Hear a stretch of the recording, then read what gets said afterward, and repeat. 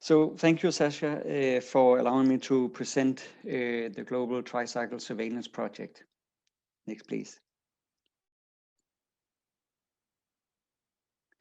So the project focuses on extended spectrum beta lactamase producing E. coli, which seems to be the new indicators that we all try to focus on, showing us how the advancement of AMR progress globally.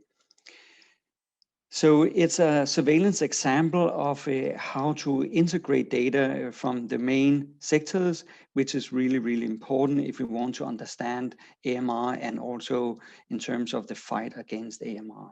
Next, please.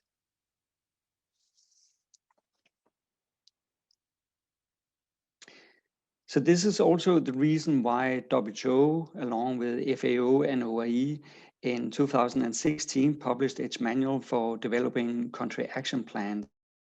This is or was the first version that was announced in 2019. Next, please.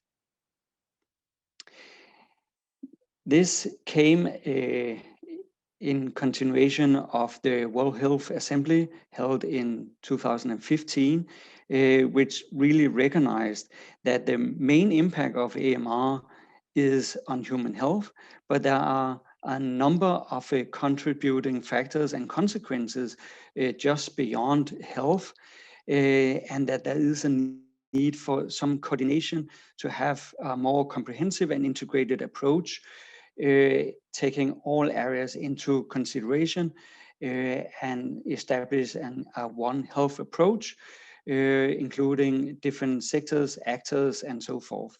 So based on this, WHO, FAO, and OIE agreed to the tripartite approach to address AMR in a more holistic and One Health context, forming a strong partnership to coordinate the activities and surveillance of AMR to basically avoid duplication and fragmented efforts by providing guidance, standard operating procedures, and laying the path forward for future global surveillance. Next, please.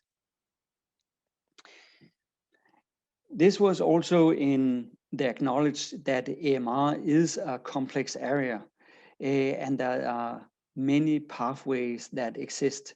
There's both the human interaction with the food and the animals, there's aquacultures, there are companion animals, there's wastewater, there's the agricultural area, and so forth. So again, a very complex issue.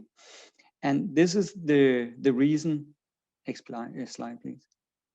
This is the reason why there is a focus on especially the foodborne pathogens, in this case Salmonella and Campylobacter, but also indicator pathogens such as E. coli, common cell E. coli, common cell Enterococci, but also other important species such as Staphylococcus aureus, Clostridium, and Vibrio. Next, please. So in 2017, an updated version was released of the Integrated Surveillance Guideline.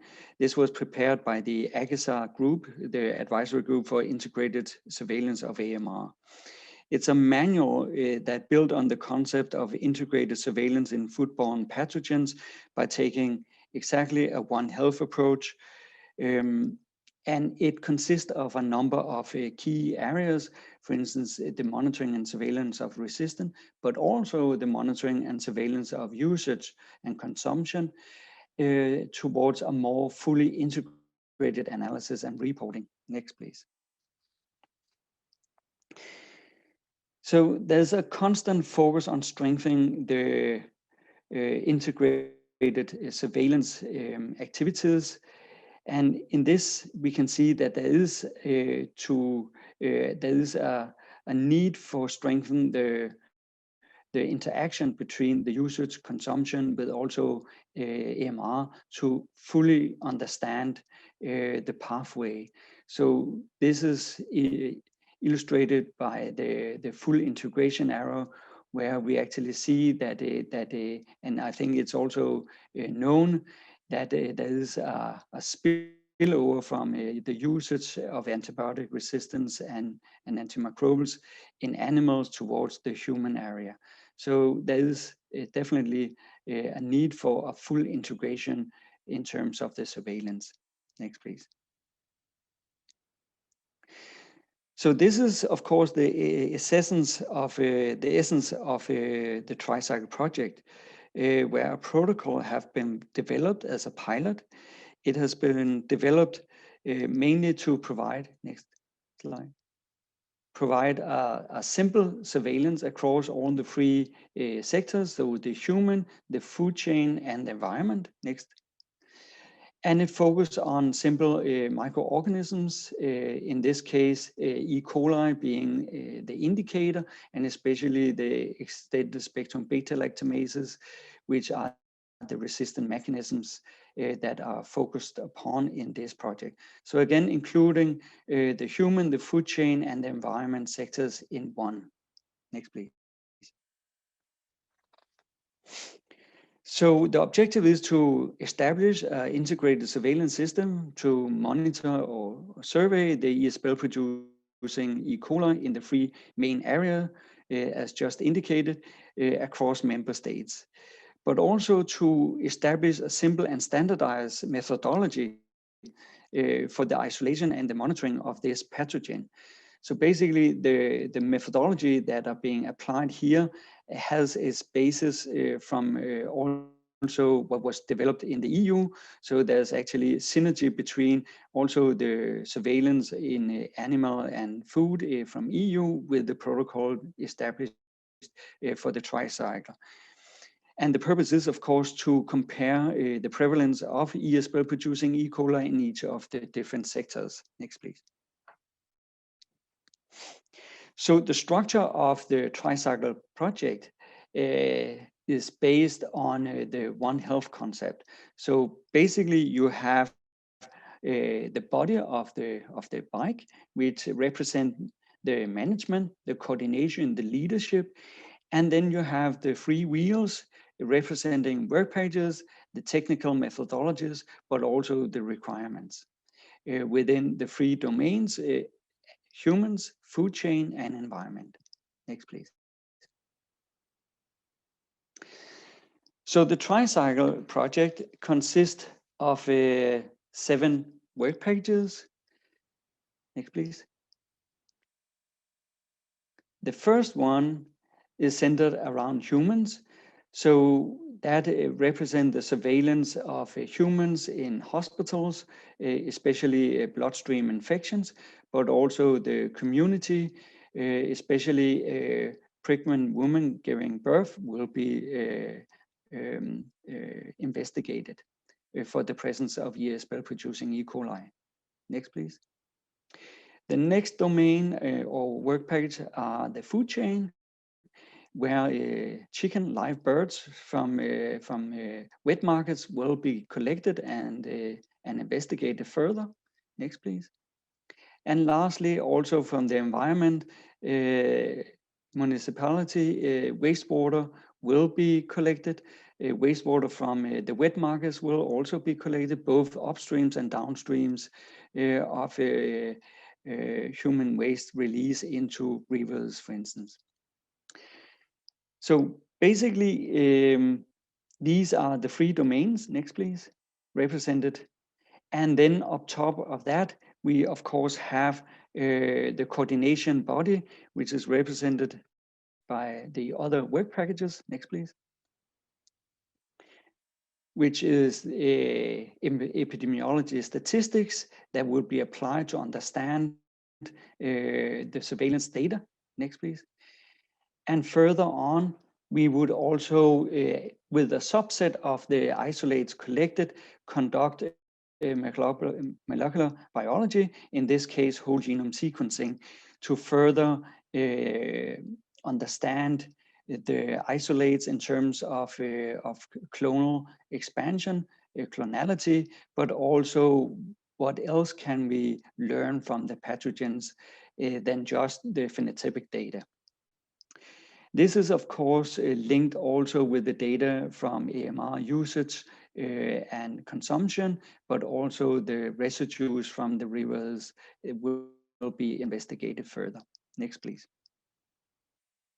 So basically, this is the methodology being applied. We have the three sectors, we have the different sites. So for humans, it's both hospital, the community, animals will be from markets, and the environment will be the capital city, or at least the other major big cities.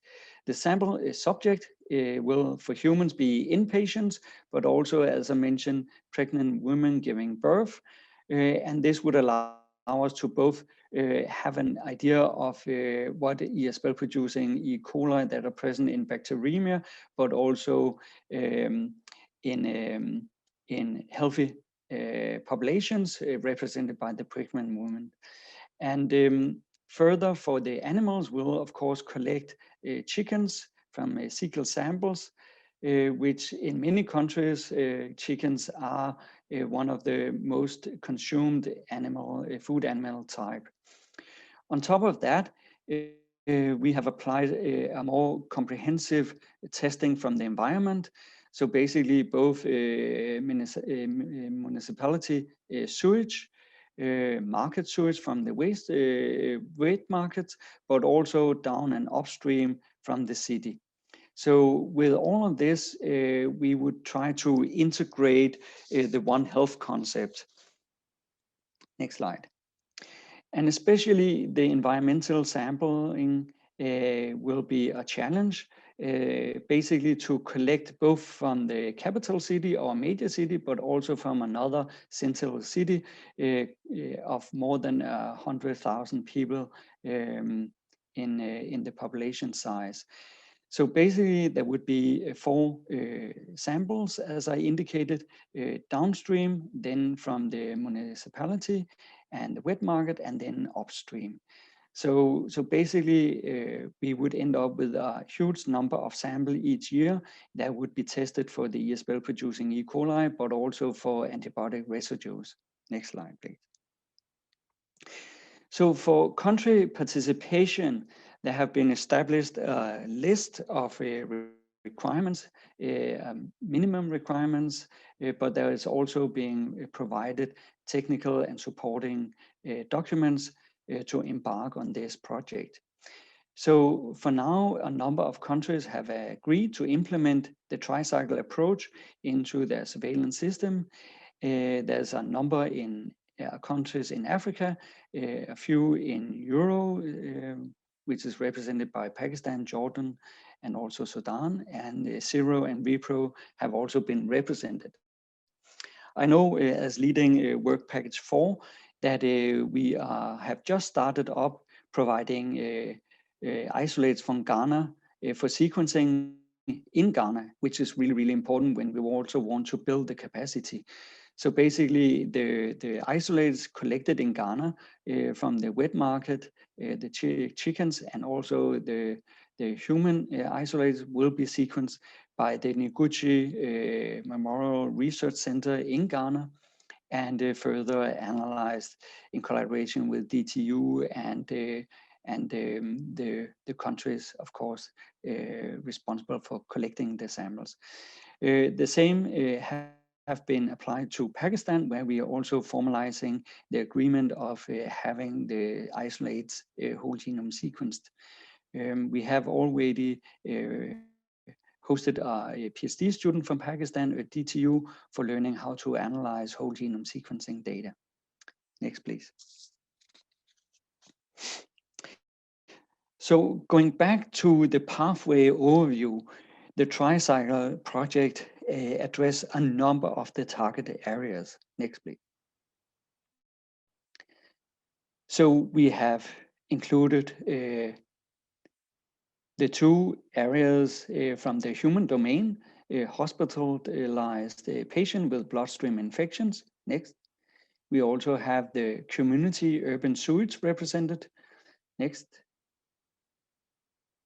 We also have the food animals represented by collecting the poultry.